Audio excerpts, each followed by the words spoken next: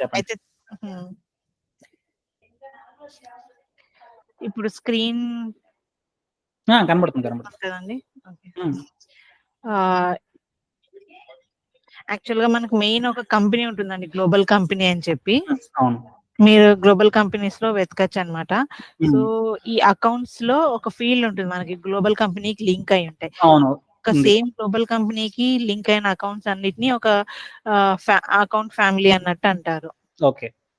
So ఎప్పుడైతే account ఇట్లా global కంపెనీతో లింక్ అయి ఉంటుందో ప్రతిదానికి అకౌంట్ గ్రూప్ మెంబర్ క్రియేట్ అవుతుంది అనమాట. Okay. So based on the account group మెంబరే మనకు మోస్ట్ రీసెంట్ ఎఫెక్టివ్ అగ్రిమెంట్స్ ఏమేమి ఉన్నాయి అలా ఫిల్టర్ చేసుకుంటాం మనం క్వెరీస్ అంతా. సో ఇక్కడ ఏమవుతుందంటే ఇప్పుడు మనం మెయిన్ ఇక్కడ రాశారు కదా, ఇదంతా కన్సిడర్ చేయాల్సింది లేదు, మెయిన్ ఇవి చూడాలన్నమాట. ఓకే. మీరు దీనికంటే ముందు నేను మీకు చెప్పేది ఏమంటే, మీకు కొంచెం క్లారిటీ రావాలి అనుకుంటే మీ అంతకు మీరు ఒకటి ఓన్ గా గ్లోబల్ కంపెనీ రికార్డ్ క్రియేట్ చేసుకోండి. నేను ఒకటి చూపిస్తాను. ఎందుకంటే ఆ ఐడియా వచ్చిందంటే మీరు ఫర్దర్ గా వెళ్ళగలరు. ఊరికే అలా వెళ్తూ ఉంటే మనకే లేనిపోని కన్ఫ్యూజన్స్ వస్తూ ఉంటాయి.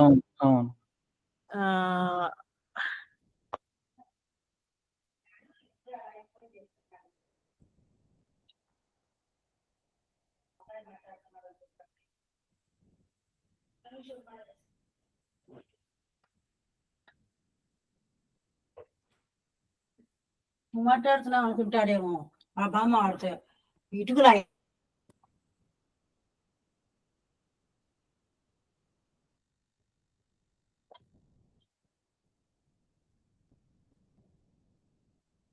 ఇలా ఒక గ్లోబల్ కంపెనీ డేటా క్రియేట్ చేసుకోండి. గ్లోబల్ కంపెనీ క్రియేట్ చేసుకున్న తర్వాత ఒక అకౌంట్, సేల్స్ అకౌంట్ క్రియేట్ చేసుకొని, హలో రాజేందర్, చెప్పండి. ఇట్లా ఒక అకౌంట్ క్రియేట్ చేయండి. మీకు మామూలుగా ఈ టెస్ట్సిఎల్ఎం టెస్టింగ్ ఏరియాస్ ఉన్నాయి కదా, క్యూఎస్టీ కోసం అని చెప్పి అకౌంట్స్ క్రియేట్ చేశాను. దాంట్లో గ్లోబల్ కంపెనీ ఐడి కూడా ఇచ్చాను. ఇచ్చారు అంటే కొత్తది క్రియేట్ చేసుకున్నా. నేను ఎందుకు కొత్తది చేయమంటున్నానంటే మీకు ఒక ఐడియా వస్తుంది అనమాట. అంటే బ్యాక్ ఎండ్ లో ఎలా క్రియేట్ అవుతుంది ఏమి అన్నట్టు. ఓకే. అందుకని చెప్పాను నేను. ఓకే.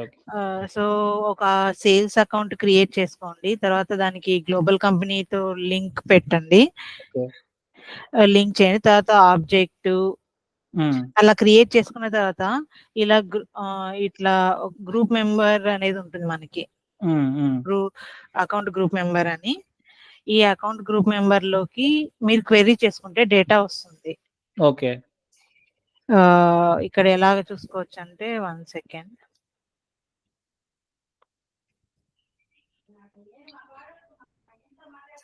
ఇక్కడ మనం ఏ అకౌంట్ అనేసి కూడా ఇక్కడ లింక్ చేసుకోవచ్చు, ఏం అకౌంట్ ఉంది అని. తర్వాత స్టేటస్ కూడా చూసుకోవచ్చు. స్టేటస్ ఆల్రెడీ పెట్టాను నేను. యాక్టివ్ గా ఉండాలి, మనకి మెయిన్ యాక్టివ్ అనే స్టేటస్ తో క్రియేట్ అవుతాయి అనమాట మీకు ఇక్కడ. ఓకే. ఇప్పుడు నేను ఏది లింక్ ఓపెన్ చేశాను కదా, అలా ఓపెన్ చేశాను. ఈ అకౌంట్ చూస్తే వదిలేండి, ఈ గ్లోబల్ కంపెనీకే చూస్తాను నేను. ఓకే. ఈ గ్లోబల్ కంపెనీ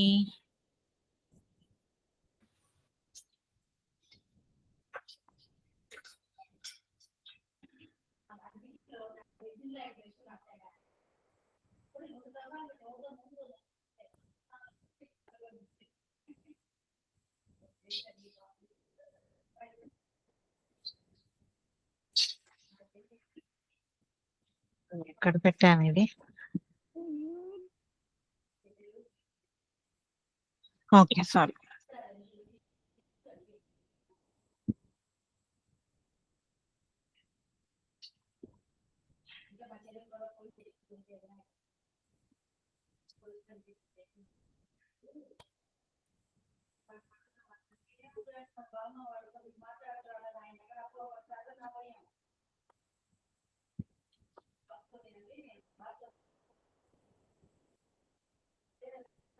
ఇలా మనకి ఏమేమి క్రియేట్ అయినాయి, అకౌంట్ గ్రూప్ కూడా చూసుకోవచ్చు.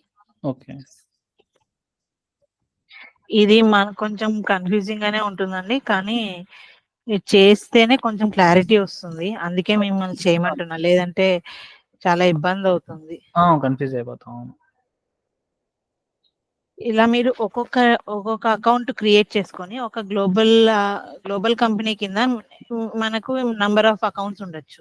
ఓకే. సో అలాగా ఒక్కొక్క అకౌంట్ క్రియేట్ చేసుకున్న తర్వాత అకౌంట్ గ్రూప్ మెంబర్ ఎలా క్రియేట్ అవుతుంది, డేటా ఎలా ఫామ్ అవుతుందని మీరు బ్యాక్గ్రౌండ్ ఇట్లా క్వెరీ చేసుకుంటూ ఉంటే మీకు ఐడియా వస్తుంది ఓకే. ఎట్లా అవుతుందని. తర్వాత ఒక అకౌంట్ కి ఆపర్చునిటీ క్రియేట్ చేసుకొని దాని మీద ఎంఎస్ఏ క్రియేట్ చేయాలి. ఎంఎస్ఏ క్రియేట్ చేసిన తర్వాత MSA లో మనకి రికార్డ్స్ లింక్ అవుతాయి అన్నమాట. ఎక్కడికి పోయింది ఇది? దీనికి సంబంధించిన అగ్రిమెంట్స్. ఓకే, ఈ గ్లోబల్ కంపెనీ ఉంది కదా, ఇందులో మనకు అన్ని చూసుకోవచ్చు. ఇక్కడ రిలేటెడ్ లో ఇవి నేను క్రియేట్ చేసిన అకౌంట్స్ దీని కింద.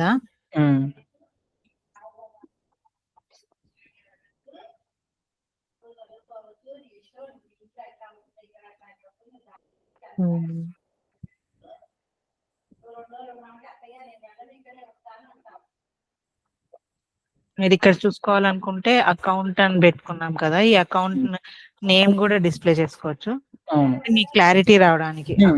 సో డాట్ నా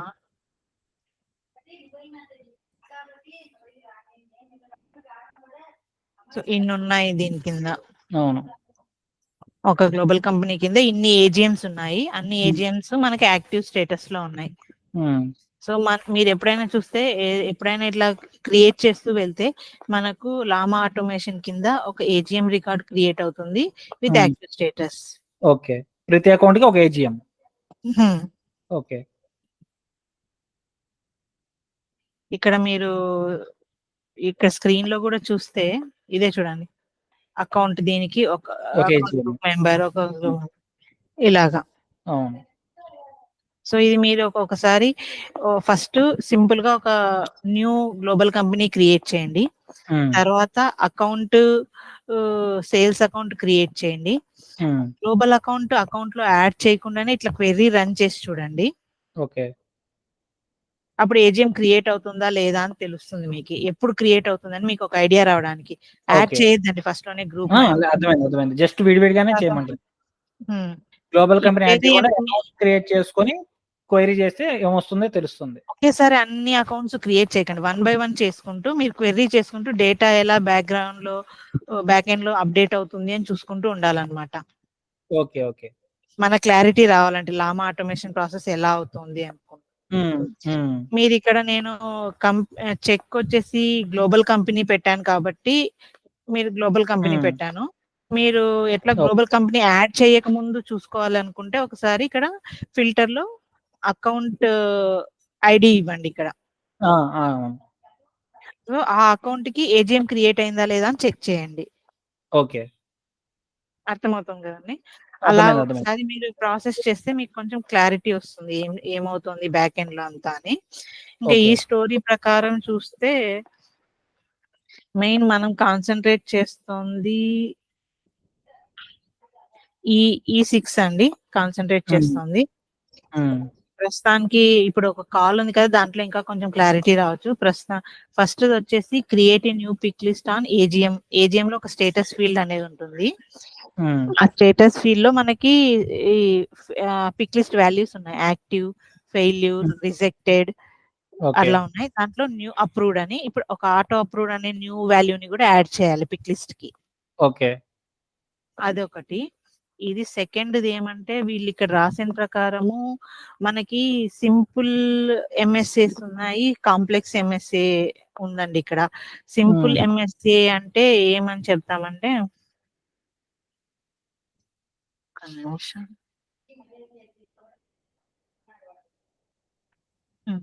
ఇక్కడ ఇది చూస్తున్నారు కదా TCLMది ఈజ్ గవర్నింగ్ ఉందా?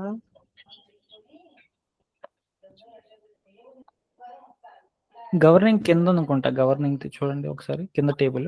అవునవును, కరెక్ట్ కిందది.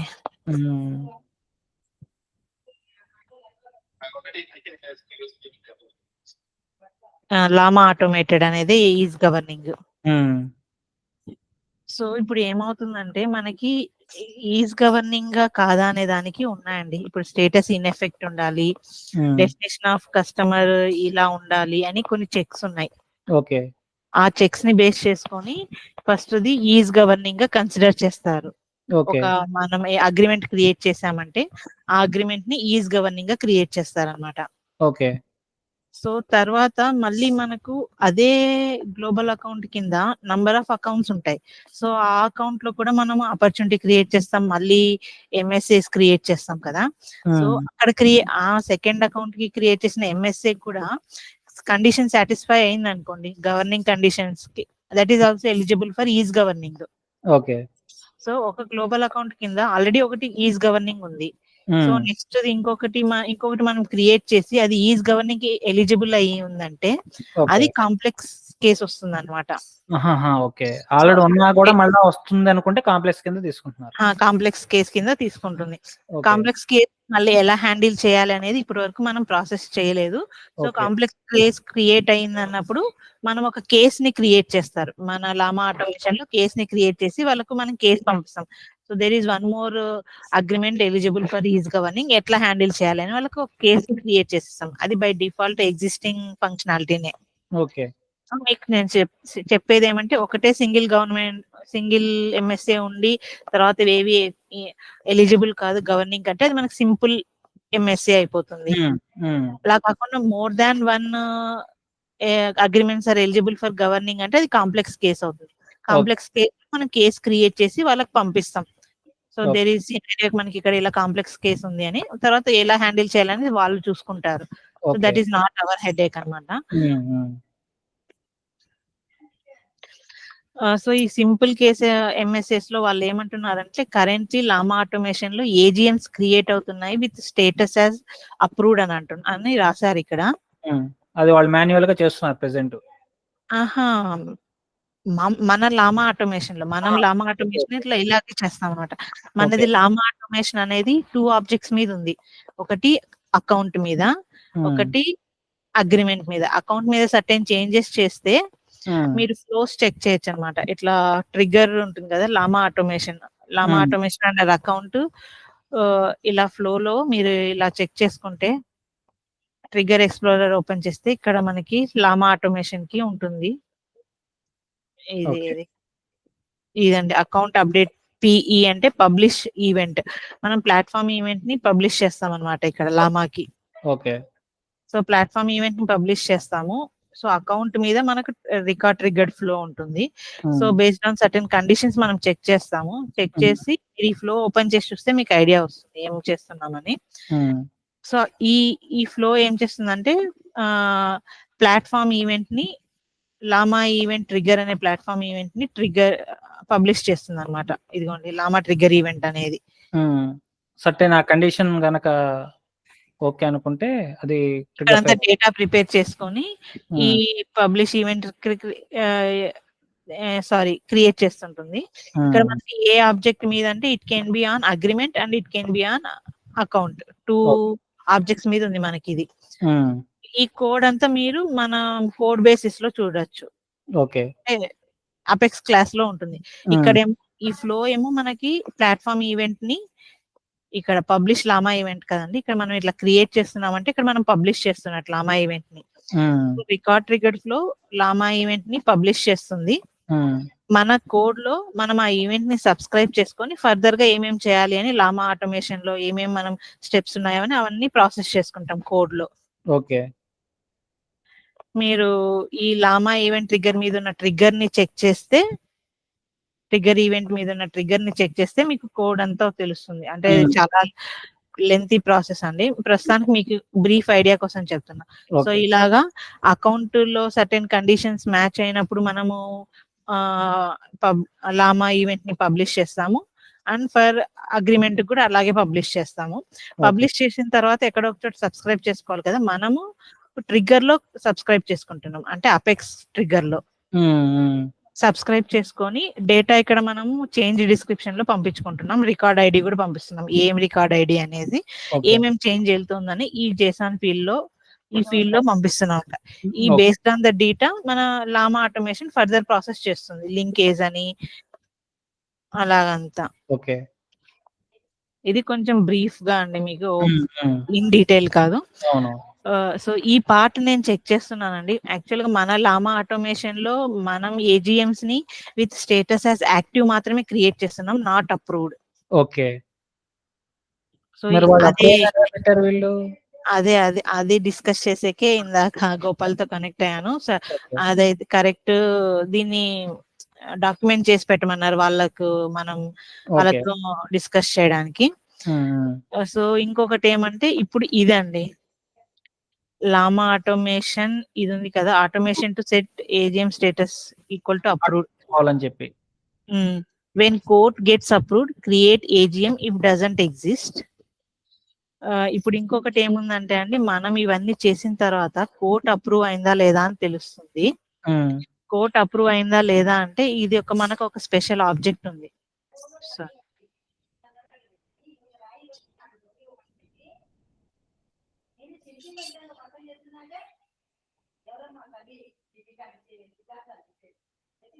ఎస్ఎఫ్డిసి స్పెషల్ టర్మ్ అండి,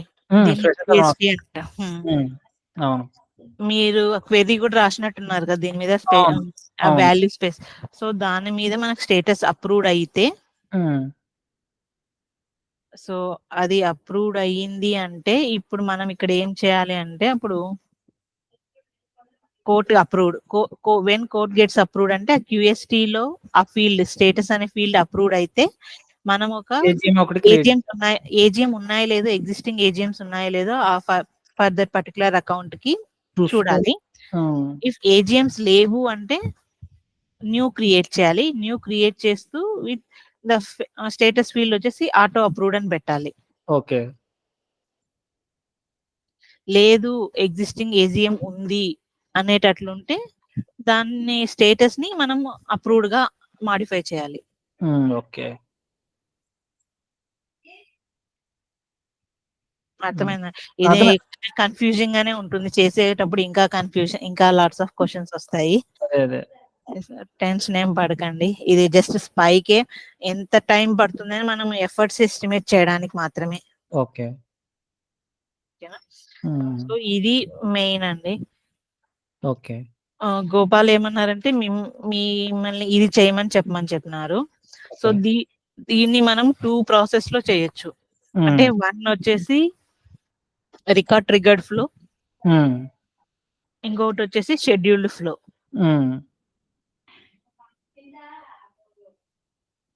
ఓకేనండి. ఓకే. ఈ రెండిటికి పిఓసి మిమ్మల్ని చేయమని చెప్పారు. ఇది థర్డ్ పాయింట్ కి. ఓకే. అంటే ఫస్ట్ ఆల్రెడీ మామూలుగా ఫీల్డ్ అప్డేట్ చేయడం, ఇది చేసిన తర్వాత థర్డ్ పాయింట్ లో పిఓసి స్టార్ట్ చేయమన్నారు. ఓకే. ఇది మన లామా ఆటోమేషన్ అండి ఈ ప్రాసెస్ అంతా చేసేది ఫ్లో? ఈ ఫ్లో వచ్చేసి ఇప్పుడు నేను మీకు చెప్తున్న ఫ్లోనా?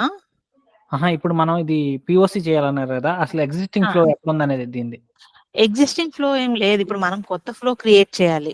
ఓకే. కొత్త ఫ్లోనే మళ్ళా ఇది మొత్తం చేయాలి. కొత్త ఫ్లోనే. ఇప్పుడు ఇది ఏమంటే వెన్ కోర్ట్ గెట్స్ అప్రూవ్డ్ అన్నారు కాబట్టి కొత్త ఫ్లో దేని మీద క్రియేట్ చేస్తారు? ఆ క్యూఎస్టీ ఆబ్జెక్ట్ ఉంది కదా, ఎస్ఎఫ్డిసి క్యూఎస్టీ ఆబ్జెక్ట్, దాని మీద క్రియేట్ చేస్తారు. So triggering object will be the QST object అన్నమాట. Special term object. Special term object. Okay. అది గనక అప్రూవ్ అయిందో లేదో చూసుకొని దీని మీద చేయాలి. అప్రూవ్ అయింది అనుకుంటే మనం ఏజిఎంస్ ఫైండ్ అవుట్ చేయాలి. లేకపోతే ఏజిఎంస్ లేవంటే న్యూ క్రియేట్ చేసి విత్ స్టేటస్ యాజ్ అప్రూవ్డ్ తో న్యూ క్రియేట్ చేయాలి. లేదు ఉన్నాయి అనుకుంటే ఉన్నదానిని ఆటో అప్రూవ్డ్ తో చేయాలి. ఓకే. ఓకే. అర్థమైంది. ఇది పిఓసి అండి. అంటే అది ట్రిగ్గర్ తోను చేయొచ్చు. ఇప్పుడు ఆ టీమ్ తో చెక్ చేస్తాం అనమాట. ఎందుకంటే ఆ స్పెషల్ టర్మ్ ఆబ్జెక్ట్ అనేది మనం ఓన్ చేయట్లేదు. ఓకే. సో మనం ఓన్ చేయట్లేదు కదా. సో ఇప్పుడు కోర్ట్ టీమ్ ఎవరితోనని మనకి ఇప్పుడు కాల్ ఉంది కదా 3:30 ఆ కాల్లో వాళ్ళు అడుగుతారు. So if they are okay to have trigger on that object, మనం ట్రిగ్గర్ తో వెళ్తాం అనమాట. లేదు ట్రిగ్గర్ లేదు వద్దు అని అన్నారు అంటే మనం షెడ్యూలర్ తో వెళ్ళాలి.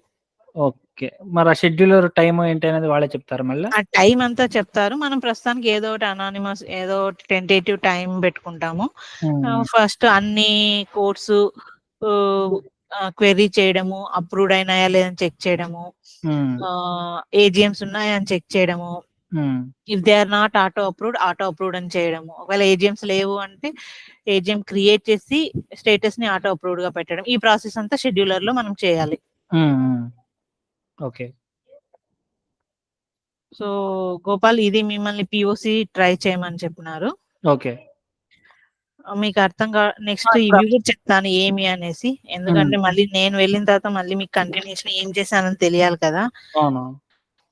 ఇది ఇది వన్ టైం ఆబ్జెక్ట్ అండి.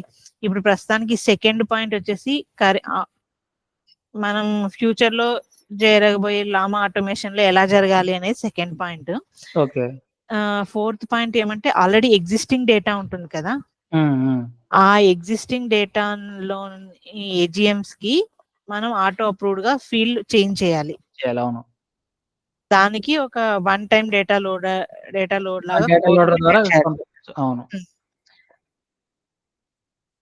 ఇది ఫోర్త్ వచ్చేసి వన్ టైం డేటా లోడర్ లాగా అండి. ఐడీలు అన్ని వాళ్ళే ఇస్తారు, మనం మళ్ళీ రిట్రీవ్ చేసుకోవాలి సిఎస్వి ఫైల్ ద్వారా.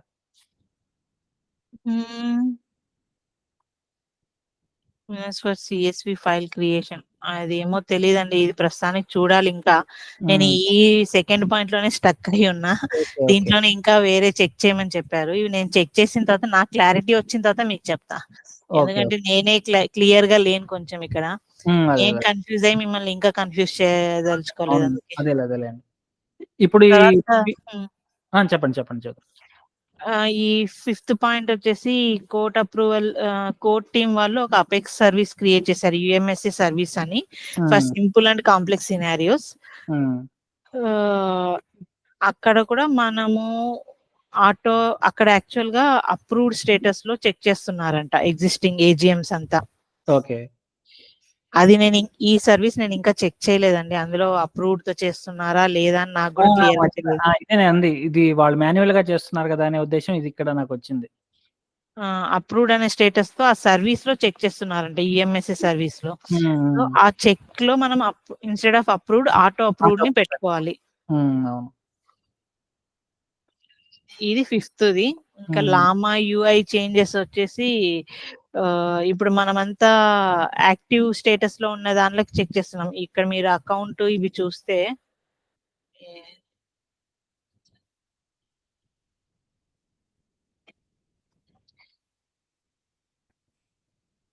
గ్లోబల్ కంపెనీ ఇక్కడ డేటా మనము యాక్టివ్ ఉన్న డేటా సెర్చ్ చేస్తున్నట్టున్నాం ఇక్కడ. సో ఇక్కడ ఈ లామా యూఐ లో కూడా డేటా చేంజ్ అవుతుందా, క్వెరీ చేంజ్ అవుతుందా లేదా అని చెక్ చేయాల్సి ఉంది. ఓకే. క్వెరీ చేంజ్ చేయాల్సి వస్తుందా అని. సేమ్ ఇలాగే అకౌంట్ మీద కూడా ఒక టేబుల్ ఉంది. ఓకే. ఈ టేబుల్ ఇక్కడ కూడా మనము అదేంటి ఏజిఎం స్టేటస్ ని బేస్ చేసుకొని క్వెరీ చేస్తున్నామా. ఇఫ్ అలా క్వెరీ చేస్తుంటే అక్కడ కూడా చేంజెస్ నీడెడ్ కదా. సో ఎందుకంటే ఏజిఎం స్టేటస్ ని ఇప్పుడు మనం మెయిన్ కన్సిడర్ చేయాల్సింది ఆటో అప్రూవ్డ్ గా తీసుకోవాలి. దాని గురించి ఇక్కడ క్వెరీ చేంజెస్ అవసరమా, ఇదిను ఇక్కడ చేంజెస్ ఏం అవసరం అనేసి మనం దాన్ని కూడా ఎఫర్ట్ కన్సిడర్ చేయాలి. GCUI update tables that is governing to show auto approved instead. So మనకు ఈజ్ గవర్నింగ్ ని మనం లామా ఆటోమేషన్ గా మార్చినామండి GCUI టేబుల్. దాంట్లో మనం ఏమని చెప్తున్నాం, is governing to show auto approved. ఇది కదా.